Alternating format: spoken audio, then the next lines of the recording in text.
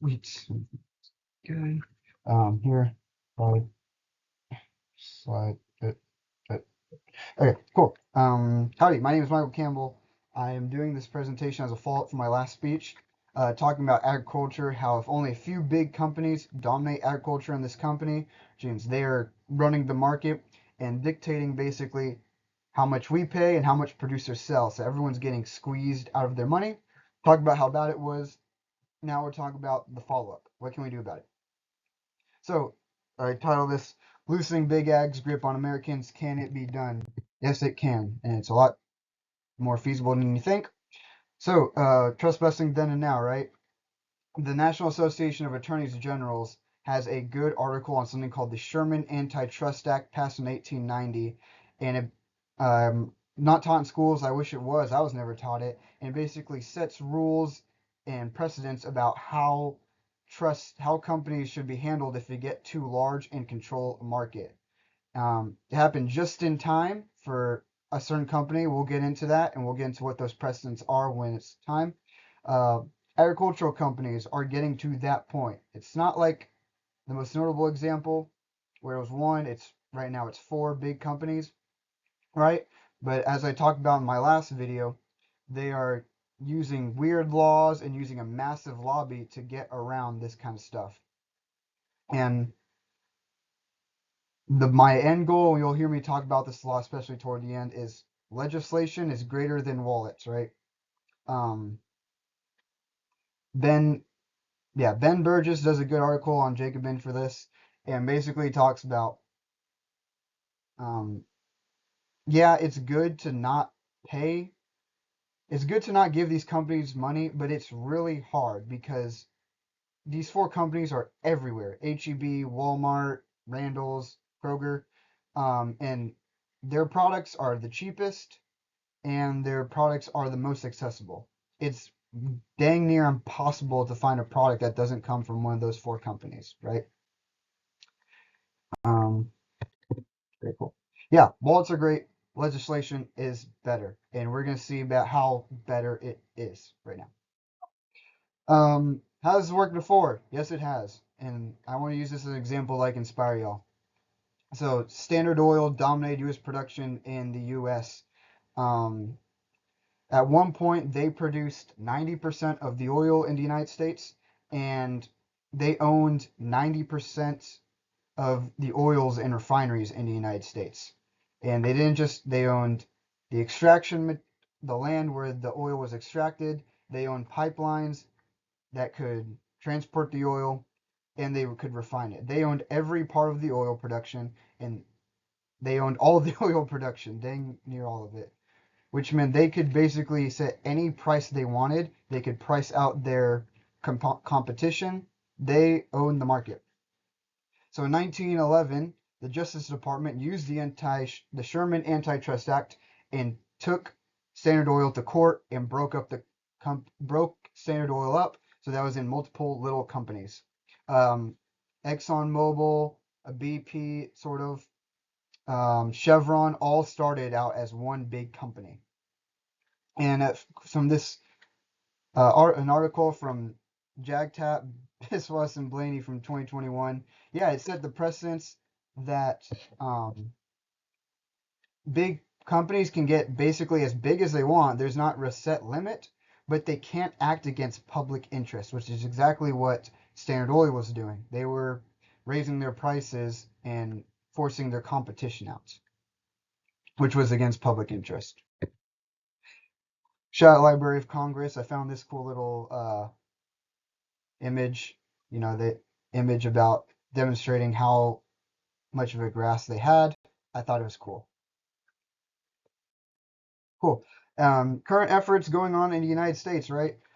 This isn't a movement where it's like, oh, I don't want to say something like, oh, you got to just write your senator or we got to start a movement now. The great part about this isn't a new issue.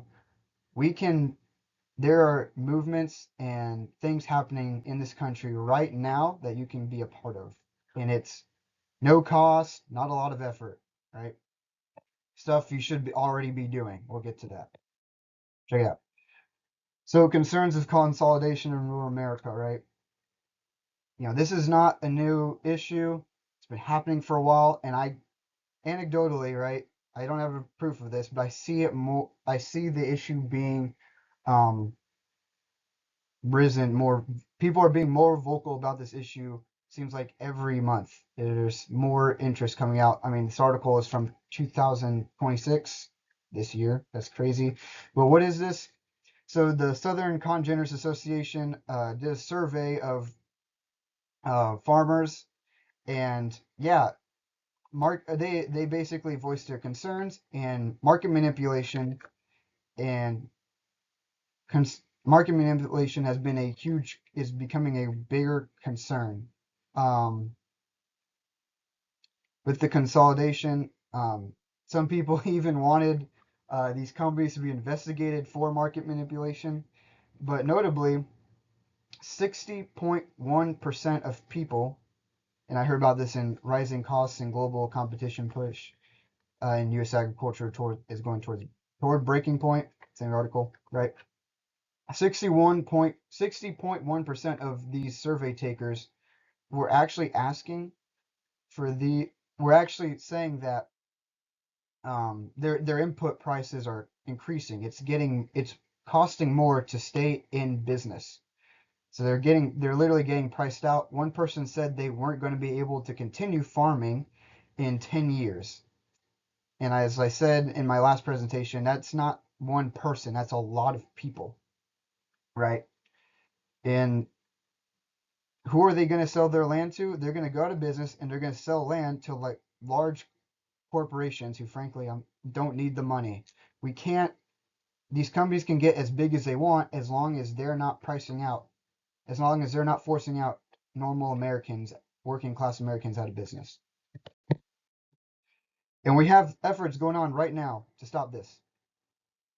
The livestock there is legislation going on right now as I am doing this and as you are watching this. There's a bill called Livestock Consolidation Research Act, right? It is a bipartisan bill. It's signed on by a Democrat and a Republican. There's no reason not to love this thing.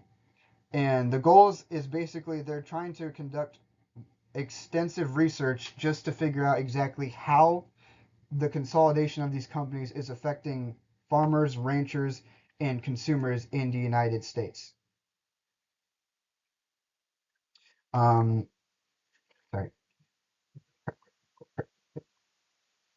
Yeah, and that is reported by Angie Denton in her article, and it's also from this year. Like this is not. I want to stress this is not just something you don't have to pull anything out of thin air. This is stuff you can get on right now, and this is an example of legislation happening right now. But this is just research. This is a bill just to figure out the problem. Eventually, we're gonna have to push for a real solution. So we're just getting started, but we are started. That's the good part. You have to start now. And so, my little conclusion, right? It's worked before. I just want to inspire you. It's worked before. We'll do it again. And you don't have to do much. You don't have to even protest. You don't have to go outside with a fence. You don't have to be in politics. You can just go to your polls as you should be doing already. So I want to encourage you to vote for politicians who are going to treat our producers fairly, because if the producers are being fairly, we'll be treated fairly. Yeah, voting is the best thing you can do. You don't have to give your money to those companies. I recommend against it, but that's hard. But voting is effective and it's super easy to do. Thank you. And then shout out all my works cited. Sweet.